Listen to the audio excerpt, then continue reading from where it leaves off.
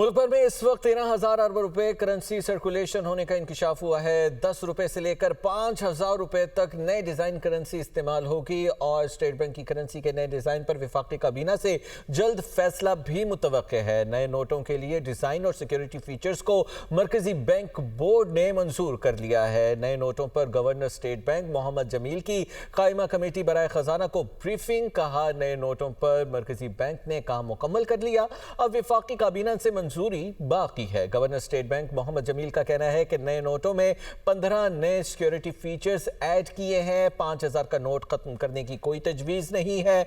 Chairman committee ने कहा कि आइंदा इजलास में नए डिजाइन के तमाम नोट कमेटी को दिखाए जाएं।